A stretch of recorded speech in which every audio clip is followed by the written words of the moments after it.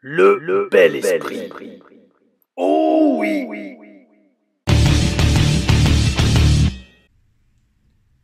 Oh oui, oh oui, ou comme dirait une personne qui est très chère pour moi, coucou les loulous, aou bel esprit. Je commence cette review de WWE SmackDown du 3 décembre, non, je dis une bêtise, pardon, du 6 décembre, on commence bien 2024 avec ce magnifique casque que je vais inaugurer ce soir à la Tigers Pro Wrestling. Oh oui, une grosse journée de voyage qui s'annonce. Et aussi un gros SmackDown qui s'annonçait avec le fallout de non seulement Survivor Series War Games, mais également la route vers Saturday Night Main Event qui commence, oh oui ce soir. On repositionne le trépied, oh oui.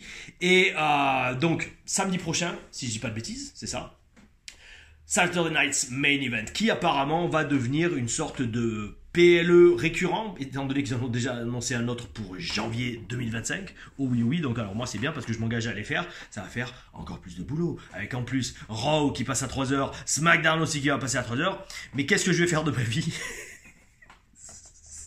Et bien en attendant, on continuera les télé-reviews comme on est en train de faire celle-ci, oh oui, que je le redis pour SmackDown du 6 décembre 2024, en direct, je crois bien, de Minneapolis dans le Minnesota. Oh oui. Alors avant tout, bien sûr, avant de commencer, grosse pensée, mes amis, grosse pensée pour Bronson Reed, Tanga Loa et Jimmy Uso pour leurs blessures dans le War Games match. Et bien évidemment, on leur souhaite un prompt rétablissement. Et bien évidemment, quand ils se font opérer, parce que je pense que sur les 3, il y en a 2 qui se font opérer.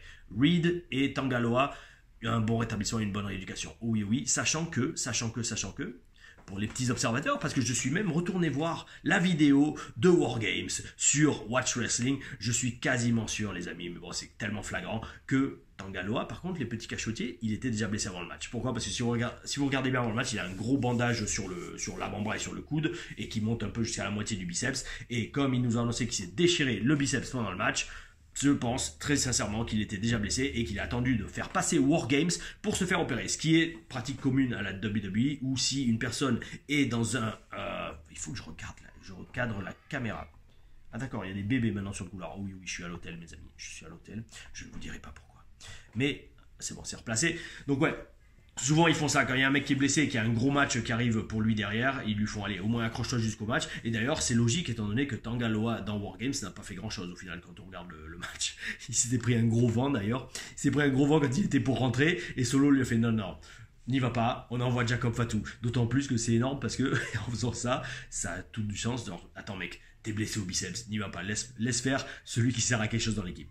Oh oui, d'ailleurs en parlant de gars qui servent à quelque chose dans l'équipe, très intéressant ce SmackDown, très intéressant, et c'est un truc de ouf en fait, parce que avec, comme on dit depuis le début, le booking Triple H qui est entre guillemets prévisible, là j'ai l'impression, et ça fait marrer les petits sur le couloir, là j'ai l'impression qu'ils font tout pour plus être prévisibles. C'est ce qu'on va voir donc dans ce SmackDown, oh oui, depuis Minneapolis. Ville, si je dis pas de bêtises d'ailleurs, ville natale, oui peut-être, de Jesse de Body Ventura qui va commenter, qui va être guest commentator à Saturday Night's Main Event. Alors j'ai pas compris parce qu'en fait ils l'ont annoncé dans le show comme si c'était une grande nouvelle, mais arrêtez-moi si je me trompe, mais il me semble qu'on était au courant depuis plusieurs semaines. Alors est-ce qu'ils l'ont annoncé juste en mode rappel?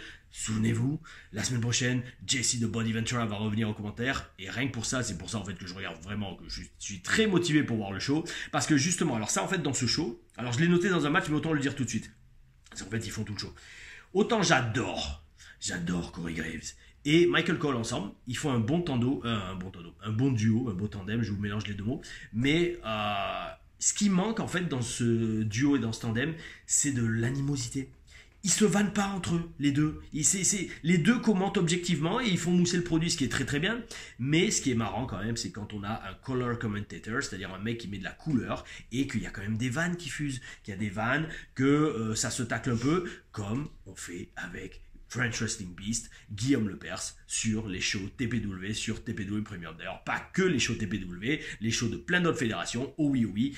Et alors, le TPW Premium a été annoncé donc la semaine dernière en sortie officielle. De ce qu'on m'a dit, les tarifs seront, alors, 1,99€ je crois, par show, et des abonnements seront mis en place pour avoir accès à toutes les vidéos du Premium à 2,99€ je crois par mois, à confirmer. Ça va être fixé ce week-end, mais en attendant, c'est une expérience de ouf où vous pourrez voir Tom LaRuffa aux commentaires avec Francis Bliss et aussi Tom LaRuffa en action dans le ring.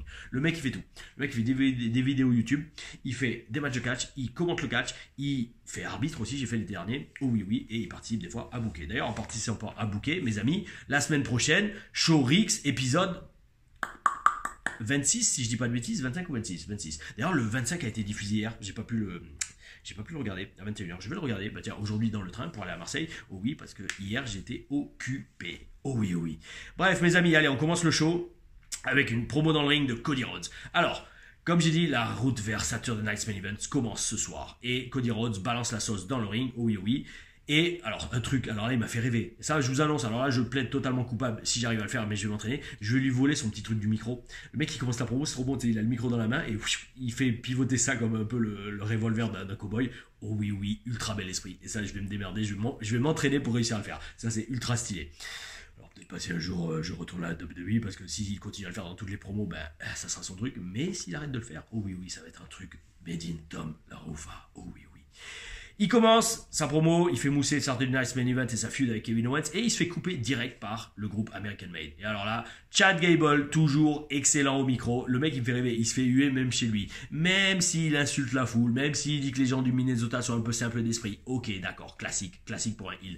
Mais en attendant, le mec, il se fait quand même muer. Donc ça prouve qu'il a ce hit factor qui fait que les gens, même si c'est le héros local, on veut pas l'aimer et on lui donne ce qu'il veut qu'on lui donne. Oh oui, oh oui. Et donc toujours excellent au micro. Il marque des bons points aussi dans sa promo parce qu'en fait c'est vrai qu'il précise, donc comme on l'a dit plein de fois, mais là il amène vraiment, il drive le stake home. C'est que en fait c'est vrai que Cody qui fait équipe avec Roman Reigns, au final c'est logique que Kevin Owens le prenne mal parce que Roman et la Bloodline a essayé pendant de très nombreux mois voire années de transformer la vie de Kevin Owens en un vrai enfer. Et donc cette feud commence vraiment à prendre de la consistance. Et donc, par conséquent, Cody mérite ce qui lui arrive avec Kevin Owens. Oh oui, oh oui. Et partie de cette promo, un conflit est né. Nous avons notre main event qui est mis en place entre Cody et Gable, ce qui promet un très très bon match. Oh oui, oh oui. Après, on a un triple threat match pour se qualifier pour le tournoi américain féminin. Entre Tiffany Stratton, oh oui, oui, Elektra Lopez, oh oui, parce que je crois bien que c'est le premier match d'elle que je vois, et Naomi, Naomi, comme le dit sa vidéo d'entrée.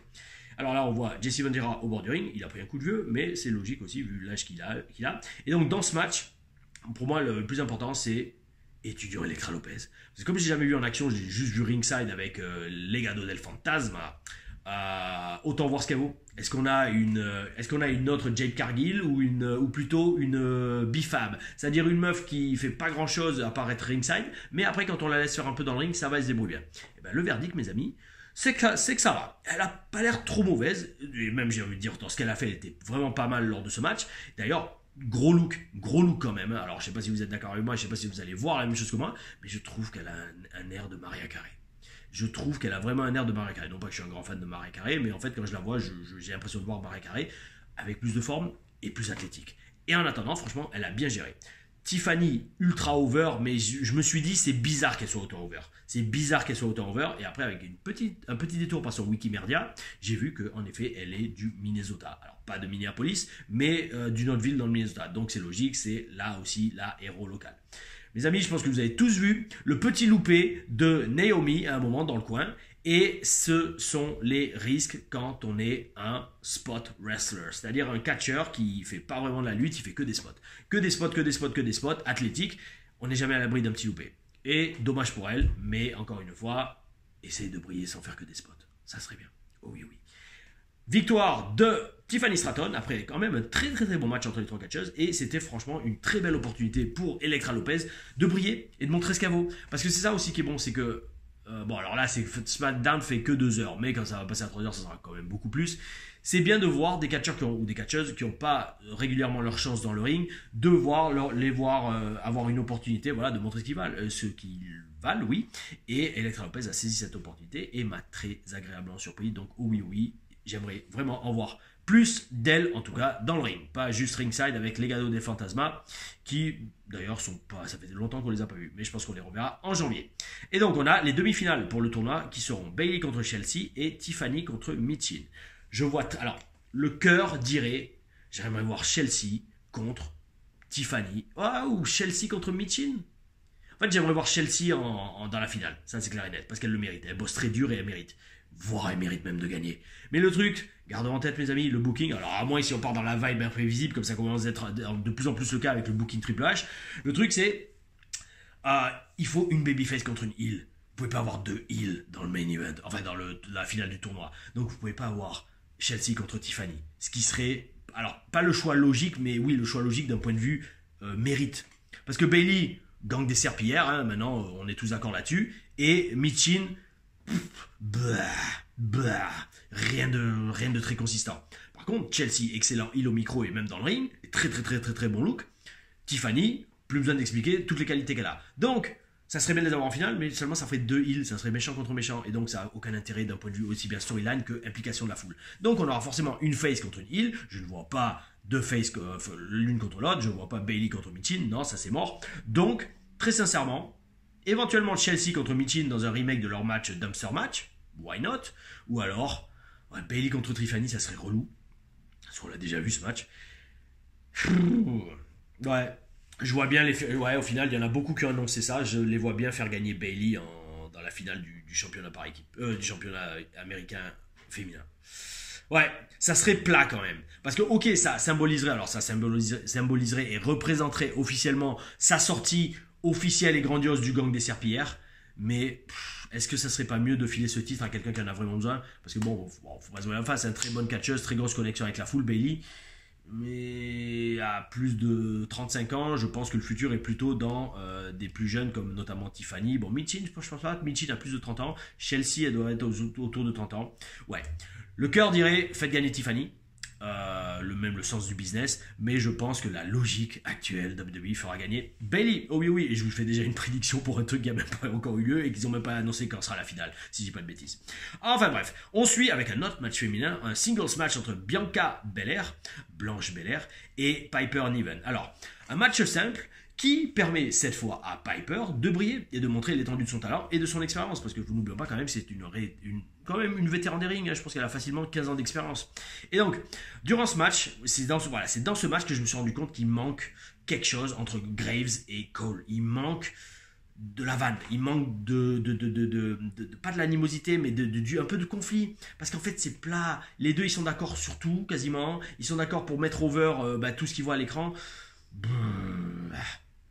Peut mieux faire, mes amis, peut mieux faire. Et c'est pour ça que j'espère quand même beaucoup du retour de Jesse Ventura à la table des commentateurs. J'espère qu'il va mettre de l'épice. Parce que c'est ça, en fait, il faut. Alors, déjà, il faut manger épicé. D'ailleurs, là, je vous montre pas, mais dans le frigo, j'ai les sauces Hot Ones de McDo. Alors, franchement, les amis, c'est un peu de la merde. C'est un peu de la merde parce que. Enfin, c'est logique aussi. C'est un truc qui est vendu pour le grand public. Donc, il ne faut pas mettre des sauces qui arrachent et qui vous font chialer pendant un quart d'heure. Pour ceux qui les ont testés, dites-le moi dans les commentaires si vous les avez testés. Même la dernière, elle passe. On s'y habitue. Moi, je galère pendant 2-3 minutes, j'ai un peu de larmes à l'œil, mais après ça va, je m'habitue. Encore plus si vous mangez un produit laitier. Alors, si vous trempez des morceaux de fromage dedans, ça passe crème. Oh oui. Par contre, avec les nuggets végétaux qui font un McDo, là, oui, c'est un peu plus dur. Sûrement parce que nutritionnellement, oui, c'est ça, nutritionnellement, c'est de la merde. C'est de la MRDE. Oh oui. Donc, ouais, il manque ce truc entre Corey Graves et Michael Cole, et j'espère qu'avec Jesse Ventura, ça va épicer un peu les choses. Même si je ne sais même pas la team exacte des commentateurs de Saturday Night's Main Event. Alors, là, par exemple, dans ce match, les chants This is Awesome qu'ils ont l'air de rajouter en post-prod à la WWE, franchement, bel esprit, parce que là, c'est justifié. Parce que franchement, on a eu un très gros match entre les deux. C'était limite un match de qualité PLE. Alors, peut-être pas Main Event de PLE, mais franchement, un très bon match avec beaucoup de faux finish. Ils ont eu un bon quart d'heure pour le match. Et victoire de Bianca Belair et l'occasion pour Bianca de prouver qu'en solo elle est excellente après son petit hiatus en équipe qui a, j'allais dire pour elle peut-être juste servi à lui rajouter une ou deux ceintures sur son palmarès, mais pour sa carrière ça n'a pas fait grand chose, mis à part montrer qu'elle était capable de porter Jade Cargill sur ses épaules, qui est toujours absente au bataillon. On ne sait pas si elle est vraiment blessée ou si elle est tellement limitée dans le ring qu'ils l'ont fait écoute. On va mettre en place une storyline, on va dire que tu es blessé pour que tu retournes ton tournée au Performance Center et que tu mérites enfin ton PUTAIN de salaire à 6 chiffres. Oh oui. Magnifique vignette de Shinsuke Nakamura, après ça c'était top, suivi d'une magnifique entrée. Oh oui, là de toute façon je pense qu'on est tous d'accord, le nouveau personnage, la nouvelle entrée, la nouvelle vibe, le nouveau look, et sans parler de son catch qui est toujours aussi bon, de Nakamura, tout le monde dit oui, oui, oui. S'il y en a un dans les commentaires qui aime pas ça, alors à part si vous pouvez faire du troll, mais s'il y en a un dans les commentaires qui a des arguments pour dire que Nakamura actuellement est pas top, s'il vous plaît, dites-le moi. Donc, il prend même pas le micro, LA Knight arrive, il lui coupe direct la parole et il perd pas de temps pour s'adresser à celui qui lui a pris sa ceinture et exiger son rematch. Andrade, on sait pas trop pourquoi, arrive aussi. Pourquoi, on sait pas trop, parce qu'ils se font défoncer par la Bloodline de Solo Sikoa. Quel nerf.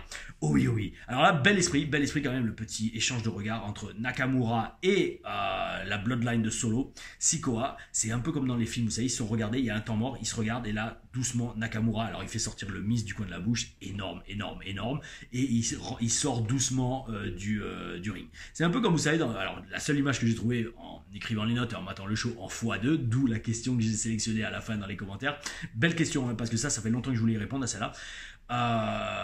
En prenant les notes, la seule image qui m'est venue à l'esprit, c'est comme dans, je sais pas, Jurassic Park ou Jurassic World maintenant, parce que Jurassic Park, c'est quand j'étais moi gamin, donc il y a très longtemps, et sûrement une période où beaucoup d'entre vous n'étaient pas encore nés, n'est-ce pas? Et n'est-ce pas les loulous? Et parce que oui, Jurassic Park était sorti quoi en 92, 93? Il y en a plein qui n'étaient pas nés encore à cette date-là. Bref, alors Jurassic Park ou Jurassic World. Et donc, tout ça pour dire, c'est comme dans un film où tu as le Vélociraptor qui voit le T-Rex et doucement il recule. Parce qu'il sait que c'est une menace beaucoup plus importante, donc là il ne veut pas faire le fou et il recule et il recule. Il recule et il se réenfonce dans la jungle. Et là c'était pareil avec Nakamura et Bloodline, donc bel esprit, beau travail caméra, bon scriptage, oui, bonne scénarisation, voilà, bonne scénarisation du segment. Et donc Solo Sikoa prend le micro, il est énervé, il est pas content, et il affirme, alors comme prévu, qu'il est toujours le Tribal Chief, parce qu'il a toujours le Hula Fala. Donc mes amis, la feud va continuer avec Roman. D'où encore une fois, bon, Wargames c'était bien beau, ils s'en sont mis plein la gueule, mais ça va continuer. En fait, dans un sens, il n'y avait pas d'enjeu. Alors mes amis, ce que je vais dire, franchement, c'est un peu hardcore, mais c'est à la fois ironique, tragique, mais aussi top, que les blessures de Wargames fassent d'elles-mêmes avancer la storyline. C'est top. Enfin, j'allais dire aussi c'est top. C'est triste pour les catcheurs blessés. Hein. Bronson Reed qui va se faire opérer du pied ou de la cheville. Oh, ça fait mal, hein, sa blessure. Ouh là là. Quand ils ont mis le ralenti, Jimmy Uso qui a un orteil cassé et Tangaloa qui s'est fait opérer du biceps. En fait, le truc, c'est triste pour eux. Souhaitons-le encore une fois qu'ils reviennent vite et qu'il n'y ait pas de séquelles sur le reste de la carrière. Parce qu'une fracture du pied, ça fait très mal. Bon, j'ai jamais eu, touchant du bois. Hein, mais ça fait très mal parce que j'ai pas mal d'amis qui l'ont eu. Mais donc, en fait, comme... je crois que c'est Corey Graves ou Michael Cole qui l'a mentionné dans les commentaires, les mecs de la Bloodline tombent one by one, petit à petit, un par un, ils disparaissent. Non, ils disparaissent pas, mais ils sont éliminés de l'histoire. Donc franchement, dans un sens, c'est, comme on dit, un blessing in disguise, parce que d'elle-même, la storyline évolue toute seule. Donc, aucun signe de Roman Reigns à ce show, du règne des Romains, et parce que je pense que maintenant en fait le rythme va se calmer, c'est ce que j'avais mis en conclusion, mais le rythme va se calmer maintenant jusqu'à janvier. On va avoir Saturday Night Main Event la semaine prochaine qui sera mi-décembre, après il va y avoir les fêtes de fin d'année et ça va vraiment recommencer, je pense, en début d'année avec Netflix et la route vers le Royal Rumble qui va déchirer. Oh oui, il me tarde de le regarder et d'en faire la review. Ah oh, bel esprit. Ensuite, après ça mes amis, alors là on a eu un match qui m'a laissé bouche bée, comme pas mal de choses ce week-end. WWE Tag Team Championship entre Motor City Machine Gun et DIY Do It Yourself. Alors, déjà, Ciampa il me fait rêver parce qu'il arrive avec le même genre de blouson que j'avais prévu à l'époque pour NXT TakeOver Fatal 4-Way en 2014. C'est un blouson en cuir avec une capuche en tissu et un logo dans le dos. J'ai l'impression qu'on a beaucoup en commun avec Tommaso Ciampa. En plus du prénom, les amis, parce que Tommaso en italien. Oh oui. Et donc ce magnifique blouson que vous avez pu voir en photo dans la TLR Stories numéro 2, non, une, si je dis pas de bêtises, et 2 aussi parce que je l'ai porté, oui, pour faire la review, l'analyse du match en vidéo. Mes amis, la TLR Stories numéro 4 est filmée, et elle fera 20 minutes. Alors je ne sais pas si je l'ai déjà dit dans une review. Est-ce que je l'ai déjà dit? Peut-être mercredi, je sais pas, ça fait 2 jours, c'est trop un truc de ouf, parce que comme ça fait 2 jours que j'ai fait ça en review, je me dis, wow, il manque quelque chose là, il y a quelque chose qui est pas normal. Et bref, tout ça pour dire, donc la TLR Stories numéro 4, comment la WWE m'a repéré et est rentrée en contact avec moi pour mettre en place les tryhards de 2011 à Liverpool, elle fera 20 minutes à peu près. Ouais, une petite vingtaine de minutes, et je vais commencer le montage, et franchement pour ça il faut que je ressorte toutes les photos. Toutes les photos de 2006 à 2011. Et pour ça, je pense, heureusement, quand ils ont fermé Skyblog heureusement, quand ils ont fermé Skyblog, mes amis, j'ai eu la chance et la présence d'esprit de tout enregistrer. Parce que j'avais tout mis là-dessus. Et dans un sens, ça me fait délirer. Parce que le début de ma carrière, les 3 premières années de ma carrière étaient immortalisées sur Skyblog. Les 2 ou 3 Skyblogs que j'avais. Et aujourd'hui, je re-immortalise tout ça avec la chaîne YouTube. Donc oui, mes amis, merci pour votre soutien et merci pour votre présence et votre participation. Donc continuez à partager la chaîne, abonnez-vous et mettez la petite cloche. Ah ou bel esprit. Et donc dans ce match en équipe, on a... alors j'avoue. Ok, Johnny Gargano, c'est bien, tu fais des progrès sur ton physique. Bel esprit, tu dois regarder mes vidéos. Et là, ça me fait délirer parce que Ciampa, j'ai l'impression, enfin, c'est même pas j'ai l'impression, le match est booké d'une façon à ce qu'il veuille faire le match tout seul. Pourquoi ? Parce qu'on nous vend le fait que comme Gargano est ami avec Motor City Machine Gun, Ciampa le prend mal. C'est un truc qu'on nous vend depuis des semaines. Et Ciampa dit non, laisse-moi me démerder tout seul. Et donc, il laisse Gargano en dehors du match. D'ailleurs, j'ai presque envie de dire, au début, tout le début du match, Gargano était booké comme une bitch. Once again, comme un gamma male. Et même, comme le dit Corey Graves, c'est là qu'il me fait rêver. Le mec, il me fait rêver. À un moment, il dit Gargano est quasiment un non-factor dans le match. Ça veut dire qu'en fait, il a absolument aucune influence sur ce qui se passe dans le match. Et ça m'a fait délirer. Ça m'a fait délirer jusqu'à la fin du match. Jusqu'à la fin du match où on a eu des nouveaux champions par équipe. Alors en fait, franchement, littéralement, je suis resté con devant l'ordi. Je fais wow. Qu'est-ce qui se passe? Parce que là, en fait, franchement, je ne sais pas si ça vous a fait le même résultat. Parce que cette façon d'avoir Johnny Gargano qui, de nulle part, boum, low blow sur un des deux, heel turn, et en fait, on se rend compte que non, en fait, c'était du mind game, ce qu'il avait fait depuis le début, et qu'en fait, c'est un coup monté avec Tommaso Ciampa pour rentrer dans la tête de Motor City Machine Gun et leur prendre les titres par équipe. Moi, je sais pas pour vous, les amis, mais s'il vous plaît, participez avec moi dans les commentaires, dites-moi. Mais moi, je trouve que c'est encore une de ces fois où on se dit, parce qu'on les traite on leur dit qu'ils sont trop prévisibles, et ben ils font un truc complètement imprévisible mais illogique pour moi. Je sais pas, moi c'est l'impression que ça m'a fait cette décision de booking. Parce qu'en fait, plus que juste le fait d'avoir Johnny Gargano avec une ceinture WWE autour des hanches qu'il a très même pas fine, même pas grosse, on sait pas trop ce qu'il a. Bon, même s'il y a du progrès quand même, il a pris un peu des pecs, mais c'est même pas ça en fait. Le truc c'est que en fait, d'avoir mis Motor City Machine Gun et de leur faire perdre aussi rapidement le titre, c'est comme si leur règne avait été jeté par la fenêtre. D'une part, et ouais, c'est sorti de nulle part. Je sais pas. Dites-le moi s'il vous plaît dans les commentaires comment vous avez senti le truc. Est-ce que c'est juste moi parce que je suis presque omnibulé par Johnny Gargano et le fait qu'il a pas de physique, ou qu'il commence à en avoir un, mais c'est bien après presque 15 ans à la WWE, ou 10 ans du moins. Ouais, dites-moi si vous avez la même impression que moi, parce que je me dis, alors j'essaie quand même de rester un minimum objectif, et je me dis, est-ce que c'est vraiment parce que je trouve, alors là par contre, officiellement le mec a aucun charisme. Le mec il gagne une ceinture, il essaie de montrer de la joie et de l'arrogance, mais en fait non, il n'y a rien de vécu, c'est de la MERDE, même moi dans mes premières promos devant Byron Saxon à la FCW en 2012, j'avais plus de charisme que lui. Bon bref, interview suite à ça de Michael Cole, par Michael Cole, de Kevin Owens dans sa voiture. Alors, qu'en dire? En fait, c'est un format intéressant, mais sans plus. Ça ajoute pas énormément de faire une interview comme ça avec plusieurs caméras qui filment, c'est bof. J'ai l'impression ils ont voulu faire un truc différent, mais dans ces cas-là, chope-le dans le ring ou va backstage. Alors je sais que Owens a essayé de justifier ça en disant oui, non mais je veux pas vous faire l'honneur de ma présence, etc. Mais c'est bof. Par contre, un truc quand même, respect à Owens, c'est l'intensité qu'il met dans cette feud. L'intensité qu'il a mis dans cette promo pour donner à cette feud vraiment de la matière et à ce match quelque chose de solide. Parce que ça va être le main event de Saturday Night Main Event. Et donc, bel esprit Owens, parce que c'est à ça qu'on voit un vétéran, que le mec a compris que bon, si les fans ne sont pas trop impliqués, si la storyline est un peu merdique, je vais essayer de rattraper le truc par l'intensité et le cœur et le feu que je mets dans l'histoire. Alors ça peut être le cœur et le feu dans le travail dans le ring, mais aussi très important le travail au micro. Et donc pour ça, moi c'est ce que j'ai retiré de cette promo, c'est que Kevin Owens s'implique vraiment beaucoup dans cette promo pour la rendre. Et puis c'est important parce que déjà primo, ça fait longtemps qu'il n'a pas été dans un main event.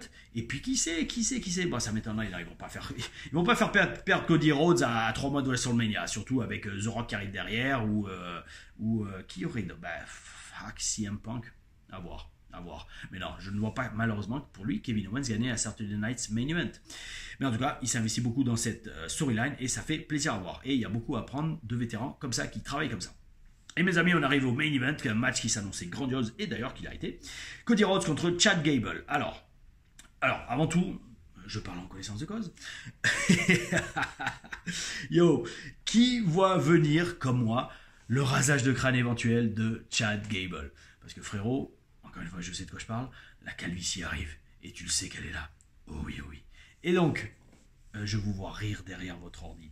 Non, mais sérieusement, le truc, c'est... alors, très important. Alors ça, par contre, les amis, terme technique d'un mec qui s'est rasé le crâne pendant des années, faut voir s'il a une belle forme de crâne. Parce que ça, c'était un truc que m'avait dit... C'était qui m'avait dit ça? Je crois que c'était Flèche. Flash Gordon. Ouais, Flash Gordon, il m'avait dit, le truc pour se raser le crâne, il faut avoir un crâne qui a un beau crâne, en fait. Un crâne qui a une belle forme. Et en fait, au début, je comprenais pas trop. Je me suis dit, mais attends, mais qu'est-ce que ça veut dire? Un humain, tous les humains ont la même forme de crâne? Eh ben non, mes amis. Vous verrez, prêtez attention à ça, que dans la rue ou à la télé, quand vous voyez des gens avec le crâne rasé, des fois, ça fait bizarre. Soit ça fait, c'est parce que ils ont le cou trop mince, ou alors il y a trop le crâne qui part vers l'arrière, je sais pas. C'est bizarre. De toute façon, tout le monde est différent, et tant mieux, vive les différences. Mais il faut un beau crâne pour se raser le crâne. Et Chad Gable, j'espère pour toi, frérot, tu as un joli crâne. Parce que le jour où tu auras plus d'autre choix que de te raser le crâne ou d'avoir les corones, de faire comme moi et de te laisser pousser les cheveux. Oh oui, je croise les doigts pour toi, amigo. Et bref, un excellent match avec de très belles séquences et une super, alors là, bel esprit. Alors je sais pas si c'est lui qui a eu l'idée ou si c'est un des producteurs, peut-être Bobby Roode. Je crois que Bobby Roode s'occupe des matchs de Chad Gable, il me semble. Mais l'idée de Chad Gable de retirer à la fin du match la botte de Cody pour finir sa cheville, oh oui, c'est le genre de truc que je kiffe et qu'on voit pas assez souvent. Alors ça aide bien sûr que Cody ait des bottes à fermeture éclair, comme j'aimerais bien avoir, et très pratique et très rapide à mettre, oh oui. Mais, en plus il y a des bottes blanches à fermeture éclair, oh oui, synchronicité, et tu le sais. Et donc le fait d'enlever, d'avoir des bottes à fermeture éclair, ça aide beaucoup. Parce que je vous dis, s'il est dans le ring à devoir délasser les bottes, ça serait vraiment relou. Parce que c'est déjà très relou d'attacher ses bottes avant un match, surtout quand vous êtes en speed. Ça, c'est un cauchemar de catcheur. Cauchemar de catcheur d'avoir le match qui commence ou sa musique d'entrée qui va commencer et d'être putain, j'ai pas fait mes bottes. Moi, ça va là en ce moment. Là, pour ce soir, j'ai celle avec le scratch. Le truc de gladiateur, donc ça va, je peux en faire que 2 ou 3, je peux me permettre de ne pas les faire en entier, mais quand même pour qu'elles tiennent bien, vaut mieux les attacher jusqu'en haut. Bref, après ce petit interlude de ce partage d'anecdotes, termes techniques de catcheur, oui, donc victoire prévisible de Cody Rhodes, et dans ces cas-là les amis, si vous voulez être imprévisible à WWE, pourquoi vous n'avez pas fait gagner Chad Gable? Personne l'aurait vu venir et les gens auraient arrêté de dire oui, le booking de Triple H ou de l'ère Triple H c'est très, très prévisible. Mais bon, là franchement, s'ils avaient fait gagner Chad Gable, j'aurais fait mesdames et messieurs, j'arrête les reviews pendant une semaine parce que là il faut que je digère le truc. Et bon, Owens attaque Rhodes à la fin du show et la route vers SNME continue. Oui, quand j'ai vu SNM, j'ai pensé à autre chose. Bon bref, tout ça pour dire, on a eu un SmackDown avec d'excellents matchs, ça c'est bel esprit. C'est bien quand il y a des bons matchs à SmackDown. Et on sent qu'après Saturday Night's Main Event, là ils mettent toutes les énergies qui leur restent pour aller jusqu'à mi-décembre, la semaine prochaine. Et après, mes amis, le rythme va se calmer jusqu'à 2025. Et le passage de Raw sur Netflix et bien évidemment la route vers le Royal Rumble. Oh oui, les loulous, c'est bel esprit, ça va le faire. Et je redis, là, il me tarde vraiment de voir le Royal Rumble, de le vivre en direct. Sans spoiler, bien évidemment, sans ouvrir les réseaux sociaux, il faudra faire très très gaffe.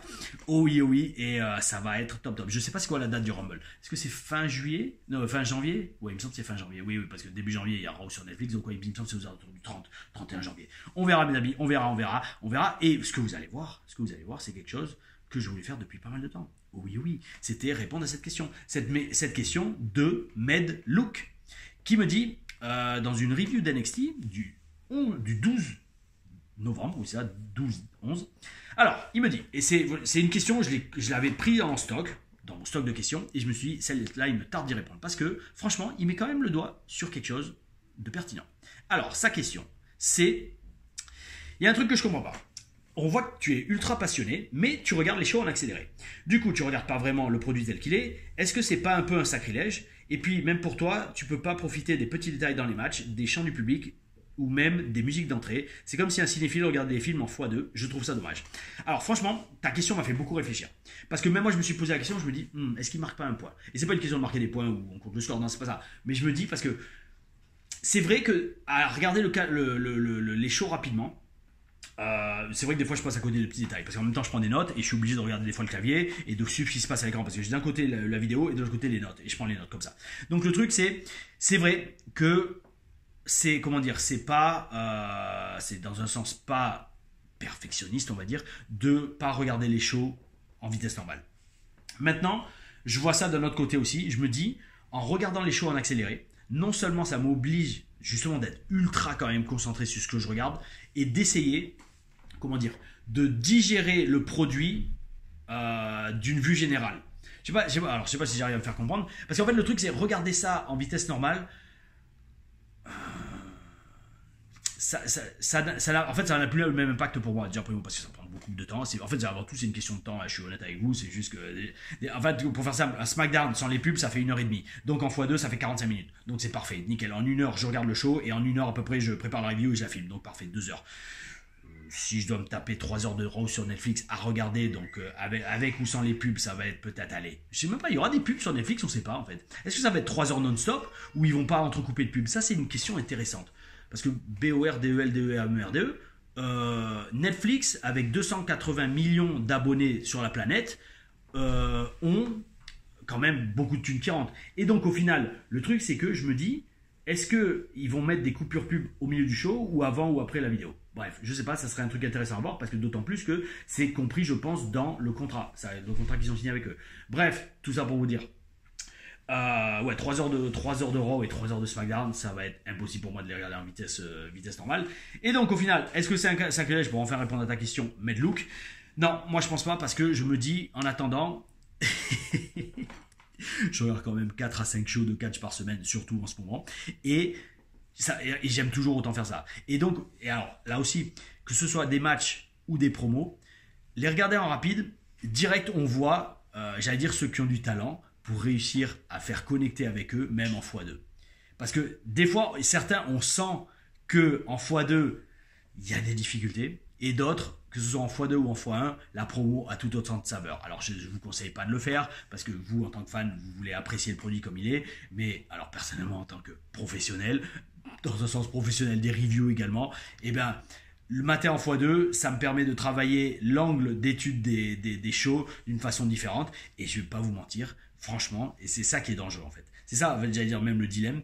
Maintenant, à force de regarder les shows en x2, ben, j'ai limite du mal à les regarder en x1. C'est un truc bizarre. C'est comme si maintenant mon cerveau il est habitué à voir du catch rapidement. Et maintenant, j'en suis à ce point où x1, c'est très difficile. Oh oui, oui, très dur. Mes amis, c'était la review de WWE SmackDown du 6 décembre 2024.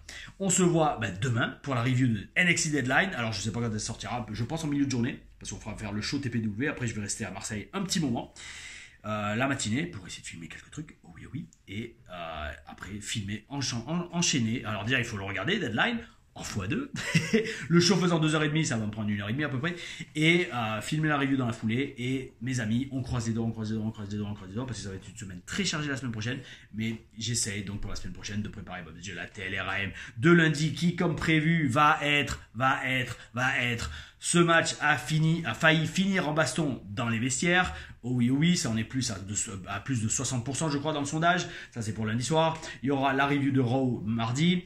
Je vais essayer, alors NXT normalement mercredi également, peut-être pas sûr, je vous dirai pourquoi, on verra, mercredi matin, mais en tout cas peut-être sûr, vous l'aurez peut-être jeudi, on va voir, parce que la semaine prochaine, je vous dis, semaine très chargée énergétiquement, et review de SmackDown vendredi. Pour l'instant, je pense, pendant tout décembre, je vais faire une pause de TNA parce que beaucoup m'ont dit ça va être juste des best-of tout le mois de décembre, donc on verra, je verrai. Et surtout, donc j'essaierai justement vendredi, au lieu de faire une review de TNA, de sortir la TLR Stories numéro 4. Oh oui, oui, comment la WWE m'a repéré et a pris contact avec moi pour mes tryhards de 2011 où j'ai été signé. Mes amis, c'était Tom Larifa, je vous souhaite une excellente journée et je vous dis gardez le bel esprit. Oh oui, ciao les loulous.